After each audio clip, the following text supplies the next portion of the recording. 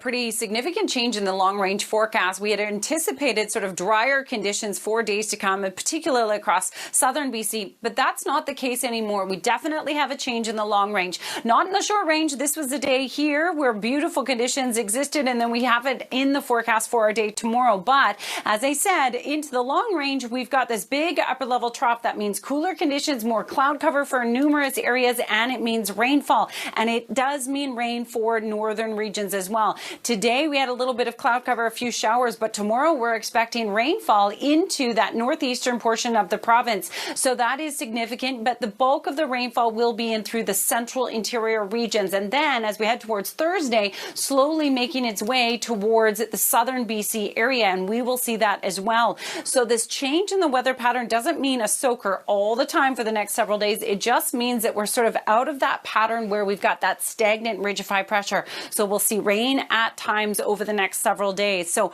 rainfall for the northern regions, still sunshine for southern regions tomorrow, and that includes the south coast. The change for our region will be on Thursday with a chance of rainfall by about late morning and into the noon hour. 18 to 22 degrees though for our day tomorrow, Sophie. Chance of rainfall on Thursday and again on Saturday. This is a long range forecast, has the ability to change. We'll refine the details as we get closer. It's a big weekend, of course, with it being a long weekend. Back to you. All right, thanks, Kristi. We're now in Kristi Gordon now with a look at the weather forecast. And I mean, we say it all the time these days, Kristi, we really could use some rain.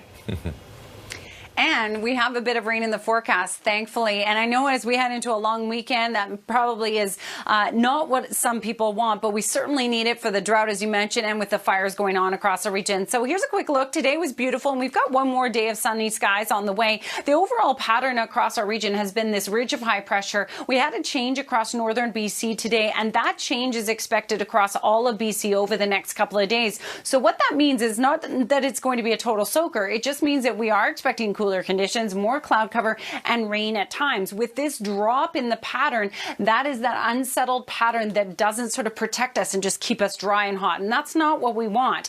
Tomorrow, this is the Fort Nelson region. More rain in the forecast for that region tomorrow, which is great, and it does look like we could have an improvement in terms of the winds, pushing the fire a little bit more away from the town. Tomorrow morning, that rain also shifting into the Cariboo, central interior regions, and by the end of the day into the Columbia region as well. So certainly a change, as you can see, across the province. Not yet across southern BC, but this next wave of rain will slide down the coast as we head into Thursday. So we're expecting rainfall on Thursday, and we even have a chance of some rain as we head into the long weekend.